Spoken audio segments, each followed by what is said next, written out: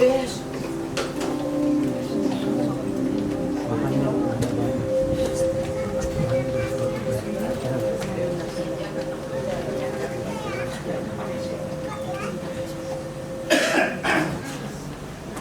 salam semuanya. Sebelum kita mendengarkan firman Tuhan, mari sama-sama kita memohon kekuatan kepada Bapa di surga untuk mengerti kebenaran firman Tuhan di pagi hari ini. Mari kita berdoa. Bapa, kami datang ke hadirat-Mu membawa pujian dan sembah kami, Bapa. Terimalah puji-pujian kami, Bapa. Menyenangkan hati-Mu ya Tuhan.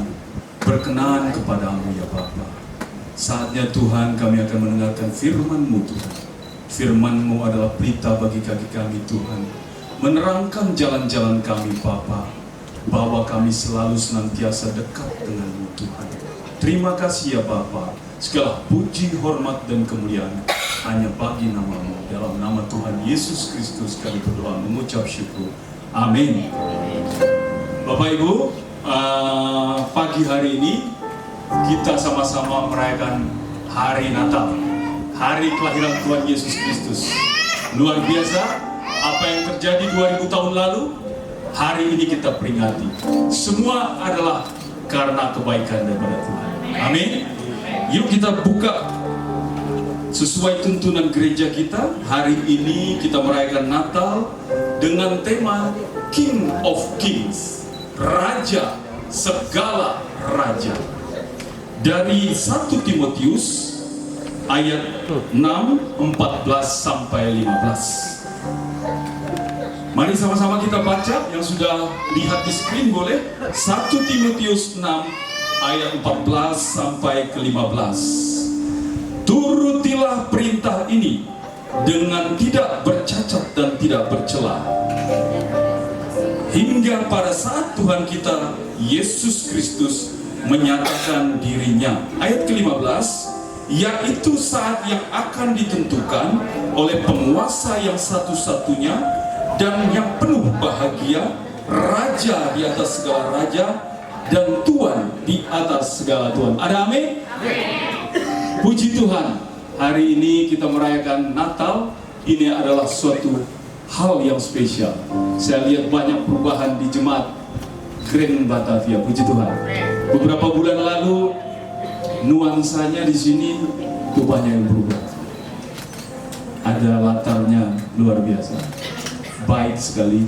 Lalu sound systemnya sudah juga improve semuanya. Ini karena apa? Karena doa-doa jemaat Grand Batavia ini jawab oleh Tuhan. Amin.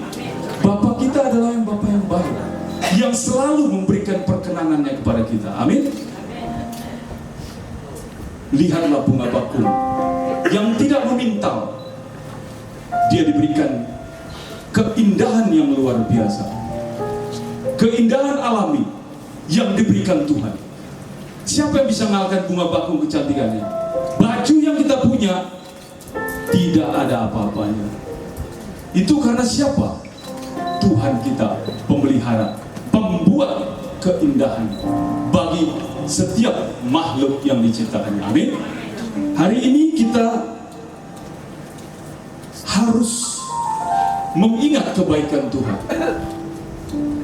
Yang pertama, kekasih-kasih Kristus adalah orang-orang yang khusus di mata Tuhan. Amin. Mengapa orang Kristen khusus? Tuhan datang dari surga mulia turun ke dalam dunia. Adalah untuk apa? Untuk menyelamatkan kita yang saat ini ada dalam lindungan Tuhan. Amin. Mengapa orang Kristen begitu spesial? Karena Tuhan sendiri datang dari dunia, dari surga mulia ke dunia ini. Untuk apa? Untuk menyelamatkan kita. Tuhan Yesus berkata apa? Di rumah Bapakku banyak tempat tinggal. Aku akan pergi ke sana untuk menyiapkan tempat bagi kamu sekalian. Amin. Mana ada Tuhan, mana ada Nabi yang bisa berkata begini selain Tuhan itu sendiri. Jadi kita harus berbahagia, berbangga Kenapa? Jaminan keselamatan kita sudah diberikan. Amin. Tuhan kita adalah Tuhan yang selalu memelihara kehidupan kita. Dia adalah Raja segala raja. Tuhan kita kayanya bukan main. Tapi dia datang ke dunia apa? Dengan kesederhanaan. Kalau raja di dunia ini semua memakai atribut-atribut yang luar biasa, megah-gagah. Namun apa? Pemerintahan Tuhan dan pemerintahan raja-raja di bumi beda. Kita lihat Raja Fir'aun, begitu megah, tapi dia sangat otoriter, tidak memerintah secara kasih. Ini yang membedakan raja di atas segala raja. Walaupun dia kaya, walaupun dia berkuasa luar biasa, tapi dia datang dengan kehambelan, kesederhanaan. Supaya apa? Supaya kita bisa melihat figur raja kita yang berbeda dari raja-raja dunia kebanyakan. Amin. Ini adalah raja yang atas segala raja, dengan kesederhanaan dan penuh kasih. Dia menyapa kita. Kalau 2000 tahun lalu Tuhan Yesus disalib menebus dosa-dosa kita, itu adalah suatu bukti bahwa Dia cinta kita. Dia mau memperlihatkan bahwa kematian sanggup dikalahkan. Amin. Bagaimana mungkin orang bisa melihat kekekalan tanpa adanya contoh kematian yang sudah dilakukan Tuhan Yesus? Orang dunia boleh bilang, Tuhan kamu mati. Orang dunia boleh bilang, Tuhan kamu kalah. Ini adalah cara raja di atas segala raja untuk memperlihatkan apa? Kalau dia sudah mati, kita juga nanti mati. Tapi setelah mati itu ada kehidupan. Amin. Itu poin daripada Tuhan Yesus datang ke dunia ini, untuk menebus dosa kita dan memperlihatkan kematian sudah dikalahkan kayu salib. Dan setelah itu apa? Ini yang kita tunggu-tunggu. Apa itu? Kekekalan. Kekekalan itu bayangkan, tidak ada habis-habisnya. Nah, ini yang kita mau cari. Amin Bapak Ibu. Jadi harus exciting. Betul-betul mempersiapkan diri bagaimana kita akan mencapai yang namanya kekekalan. Di dunia ini kita hidup 70 tahun, 80 tahun, kalau kuat itu pun penderitaan. Amin. 80 tahun nggak berasa, tapi kekekalan itu forever. Bukankah ini yang kita mau tuju? Amin. Slide yang berikutnya, coba kita lihat makna daripada Natal. Yang pertama merupakan perintah agar hidup tidak bercerai sampai kedatangan Yesus Kristus. Artinya apa? Kita harus tetap setia, terus pada keimanan kita, terus akui Tuhan Yesus adalah Juru Selamat kita. Kalau tergoda dengan suatu anak muda, lalu anak muda mana di sini? Luar biasa. Anak muda kalau tergoda dengan wanita cantik atau cowok yang ganteng, telisik dulu apakah pasangan ini yang akan kita dapatkan adalah pasangan yang terang. Amin. Kalau terang, yes, lanjutkan. Tapi kalau tidak, bagaimana mungkin terang bisa bersatu dengan kegelapan? Tetap pada keimanan kita. Tapi kalau kita bisa mengkonvert pasangan kita yang bukan terang ke dalam terang, kita berani ambil resiko untuk bisa memenangkan orang tersebut, itu adalah sorak-sorai surga. Amin. Amin. Amin. Bagaimana Bapak Ibu yang sudah bekerja, ditawarkan posisi yang baik, ditawarkan fasilitas yang mewah, tapi mau nggak kamu konvert ke agama yang lain? Tidak setia. Bahaya. Berapa lama kita bisa menikmati kebahagiaan tersebut? 20 tahun, 30 tahun? Ada batasnya. Maka dari itu kita wajib setia sampai kita menutup mata. Amin. Yang berikutnya adalah menjelaskan perlunya kesetiaan dan menunggu kedatangan Kristus yang menyatakan dirinya. Sebagai orang Kristen kita percaya second coming, kedatangan Tuhan Yesus yang kedua kali. Siapa yang percaya kedatangan Yesus yang kedua kali? Oh, dia belum angkat. Harus percaya. Kalau kita yakin dan percaya, kita juga semangat. Amin. Angkat, jangan ragu-ragu bahwa Tuhan Yesus yang kedua kali kita nanti-nantikan. Untuk apa? Untuk kita dibawa memerintah bersama Tuhan Yesus. Amin. Untuk apa? Untuk hidup yang kekal. Maka kita sekarang bergelora, bersikap sukacita. Jangan ragu-ragu. Kehidupan, proses hidup yang kita gumuli saat ini cuma sementara aja. Amin. Amin. Hal yang perlu kita selalu renungkan adalah bagaimana indahnya hidup memerintah bersama Tuhan. Amin. Kita lihat Musa. Nabi Musa hidup di dalam lingkungan istana. Luar biasa. Kalau orang sudah punya fasilitas seperti Pangeran Musa di istana putri Firaun, orang akan terlena, akan dininabobokan, nggak mau lagi melihat penderitaan orang lain, nggak mau lagi dengan yang namanya pelayanan. Padahal hari ini sudah ditahbiskan beberapa pelayan baru. Artinya apa? Ini adalah sikap setia untuk melayani Tuhan yang akan memberikan buah pada pelayanan di dalam jemaat Grand Batavia. Bagaimana Musa meninggalkan, lari daripada kemewahan. Musa adalah seorang yang lemah lembut hati. Walaupun dia temperamental, tapi hatinya lembut. Ini yang dipakai Tuhan. Kalau ada orang yang hatinya tidak lembut, keras, susah dibentuk, Tuhan akan menunggu sampai orang tersebut memohon kerendahan hati yang diberikan Tuhan. Amin. Maka kalau ada kita introspeksi diri, kita masih keras, kita nggak mau dibentuk Tuhan seperti Musa, bertobat.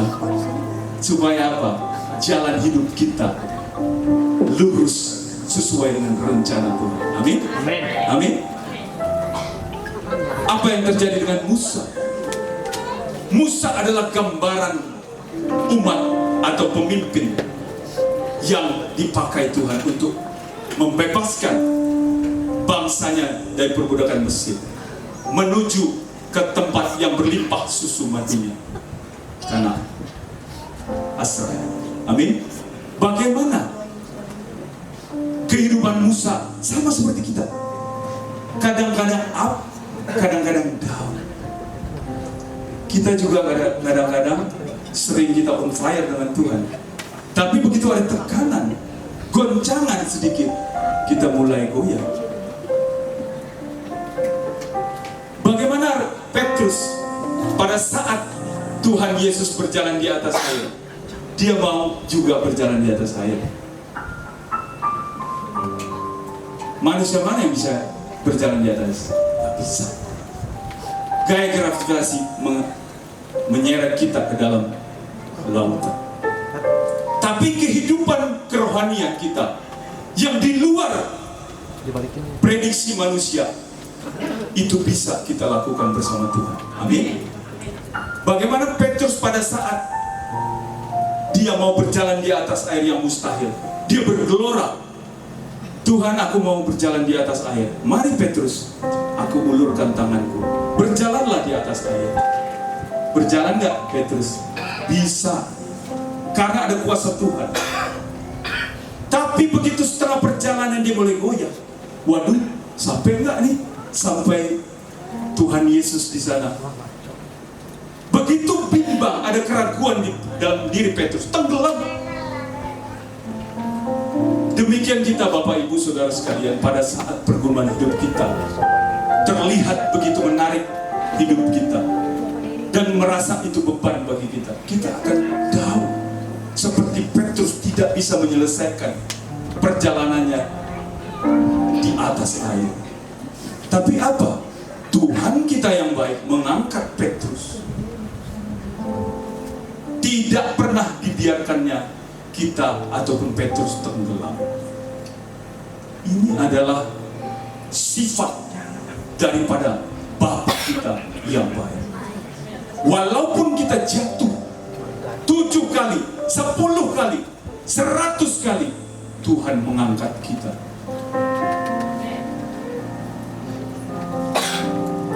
Maka jangan sia-siakan waktu yang diberikan Tuhan, tetap setia. Jangan pernah berkompromi dengan yang namanya keimanan.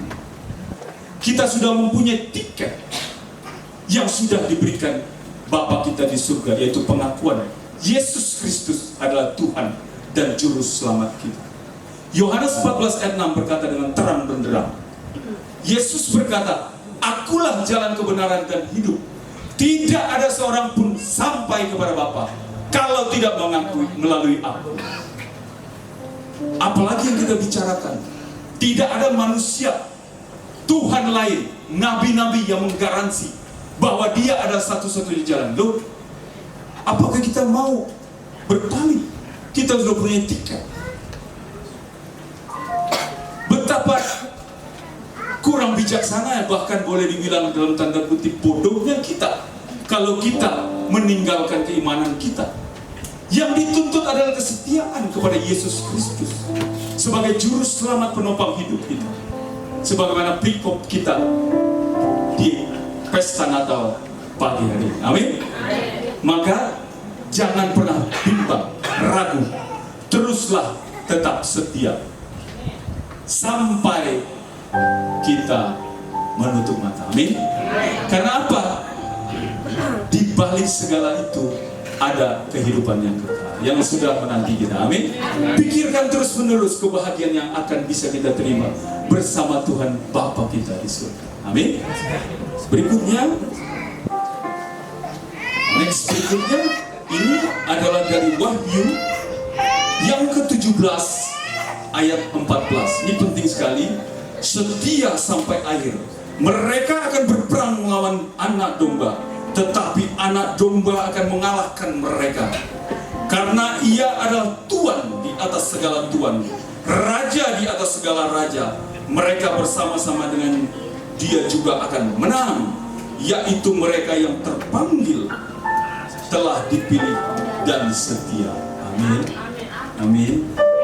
Garis bawahi dalam hati pikiran kita, setia sampai akhir. Amin. Bapak Ibu, kalau kita mengetahui hidup ini tidak hanya sekedar pertempuran daging, tidak hanya sekedar kesenangan kita dalam dunia, tapi Alkitab katakan apa? Kita bertempur dengan penguasa-penguasa di udara. Itu lebih sulit. Kalau kita bertarung secara daging, paling kita sedih, paling kita miskin, paling kita susah. Bisa. Karena apa? Tuhan sudah berjanji, pada saat kita mengalami proses, Tuhan akan turun tangan. Apakah kita melakukan hal ini? Atau kita mengandalkan kekuatan kita? Atau kita diem-diem aja? Karena di dunia ini ada 3 jenis manusia. Yang pertama, yaitu manusia yang pesimis. Bagaimana manusia pesimis? Segala pikirannya ada dalam pikiran negatif. Namanya juga pesimis. Selalu bicara negatif, selalu berpikir negatif. Apa yang dia pikirkan? Waduh, 1 tahun ke depan, 2 2 tahun ke depan ekonomi bagaimana ya? Kerjaan nggak stabil nih. Berpikir terus. Siap-siap pindah rumah. Siap-siap makan nasi sama kecap sama garam doang. Pikirannya sudah pesimis. Ada nggak yang begitu di sini? Saya yakin nggak ada. Nggak mau. Itu yang pertama. Yang kedua, manusia normatif. Biasa-biasa aja. Atau orang Jawa di sini Pak Toto bilang nrimo. Apa aja, mangan orang mangan ngumpul. Jadi sebetulnya orang yang hidupnya normatif adalah orang yang tidak berdasarkan kekuatan daripada Tuhan. Karena dia nerima apa adanya. Takdir, ya udah takdirku, aku harus jalanin yang begini. Dalam kekristenan tidak ada takdir. Yang ada adalah pertolongan Tuhan. Damai sejahtera sukacita, itu adalah kekristenan. Kita akan menuju damai sejahtera sukacita, bukan takdir. Baru yang ketiga, ini adalah kekasih-kekasih Kristus, yaitu orang yang optimis, selalu berpikiran positif. Manakala ada pergumulan proses, dia tahu, Bapak, saat ini pekerjaanku memang masih biasa-biasa saja, masih rendah. Namun aku yakin dan percaya Tuhan, Engkau adalah penolongku. Aku yakin dan percaya hidupku ke depan, pekerjaanku ke depan, sudah Engkau berikan pekerjaan yang baik. Dan aku yakin dan percaya, Bapak, pekerjaan aku menjadi kepala bukan ekor, naik bukan turun. Optimis. Optimis. Optimis bukan berarti sombong. Optimis bukan berarti sok-sokan. Optimis bukan berarti gaya-gayaan. Tapi dia yakin dan percaya bahwa Bapaknya, Raja di atas segala raja, mampu memberikan segala yang kita perlukan. Amin. Beri kemuliaan pada Tuhan. Jadi teruslah kita tetap setia, terapkan pola pribadi yang optimis. Amin. Apapun permasalahan kita saat ini, tentu Tuhan kontrol kehidupan kita. God in control. Semua yang kita alami saat ini, Tuhan tahu. Cuman Tuhan mau bagaimana respon kita. Kita bukan adalah Kristen kekanak-kanakan, manja-manjaan, lemah-lemahan, bobo-boboan. Tahu Kristen kribo, Kristen bobo-bobo, maunya santai.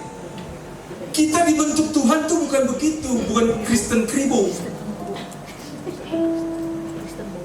Tuhan tuh mau kita mengalami proses, tapi bagaimana respon kita? Kita harus berpegangan kepada tangan Tuhan. Setiap kali ada sesuatu yang kita alami, kita harus connect dengan Kristus. Pak, satu lagu Pak, kucur ke dulu. Ref aja. Berhubung denganmu, selalu melekat di hatimu. Firman-Mu itulah rasa hidupku yang berdaulat atasku. Kalau nyanyi terus nanti waktunya habis. Padahal enak banget. Nanti kita nyanyi lagi. Yang berikutnya, kemenangan Kristus dan umatnya. Wow, di hari Natal ini Tuhan mencelikkan mata kita. Tuhan membukakan mata kita. Selama ini kita diintimidasi oleh iblis. Bagaimana kita diberikan sesuatu pemahaman, kekalahan, kelemahan. kelemahan, terpurukkan. Tapi pagi siang hari ini kita akan belajar bagaimana kemenangan bersama Kristus. Next slide, supaya bisa dilihat sama-sama biar kita nyantol. Nyantol kata Pak Toto, nyantol. Kemenangan atas konflik menjelaskan sebuah konflik di mana mereka yang melawan anak domba akan dikalahkan. Sudah jelas ya? Pasti kalah. Amin. Yang melawan anak domba pasti kalah. Kalau kita merasa pasti kalah yang melawan anak domba, kenapa kita tidak dipihak anak domba? Pertanyaan besar buat kita. Mengapa kita menggadaikan menjauhi anak domba, padahal anak domba berjanji untuk memberikan kemenangan kepada kita? Kita masih kompromi, mau main-main, padahal beberapa kali kita jatuh, kita terpuruk, kita tidak bisa melakukannya dengan kekuatan kita sendiri. Manakala kita ingat pada anak domba, Bapa, aku terpuruk, aku mau belas kasihanmu, aku yakin dan percaya Engkau menolong. Tuhan langsung tolong. Bagaimana cerita anak bungsu yang meninggalkan segala kebaikan Bapa? Dia jadi apa? Jatuh miskin, hancur, makan sampai dari makanan babi. Betapa hina. Padahal di rumah Bapa banyak sekali makanan yang berlimpah. Ini menandakan kita tidak stick, tidak melekat kepada anak domba. Maka pagi siang hari ini kita ambil keputusan. Kita harus setia pada anak domba. Jangan lagi kita mudah diombang-ambingkan, digoyang-goyang oleh iblis, seolah-olah kita tidak bisa menang. Amin. Ada amin? Amin. Yang kedua, keilahian Kristus, penegasan kemenangan. Dia adalah Tuhan di atas segala Tuhan, Raja di atas segala Raja, menunjukkan keilahian, otoritasnya. Siapa Raja yang tak mati-mati di dunia ini? Fir'aun mati. Fir'aun mati. Raja siapa lagi? Nebukadnezar mati. Raja Louis IX di Perancis mati. Semua mati, kecuali yang abadi adalah King of King, Raja segala Raja, Tuhan Yesus Kristus. Amin. Yang ketiga, makna daripada kemenangan bersama Kristus adalah kemenangan pengikut setia. Orang yang bersama dengan anak domba yang terpanggil dipilih juga akan menang bersama dia. Amin. Ada jaminan? Amin. Maka kita adalah pengikut-pengikut setia Kristus yang akan setia sampai akhir. Sampai akhir. Lagu telah kulihat, telah lihat kebaikanmu yang tak pernah habis di hidupku. Ku berjuang sampai akhirnya kau dapati aku tetap setia. Pak Bobi nggak tahu ini lagu jadul soalnya, lagu zaman saya kalau itu. Tapi ini adalah satu lagu yang menyatakan kesetiaan kita sampai akhir. Amin. Yang berikutnya nanti kita nyanyi lagi.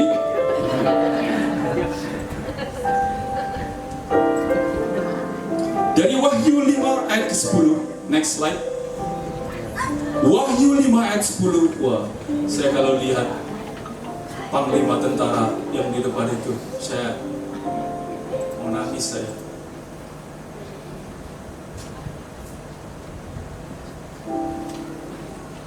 Karena sekali mengikut Yesus di belakang sebagai panglima, ada rasa sukacita kita. Ada rasa kebanggaan kita sebagai manusia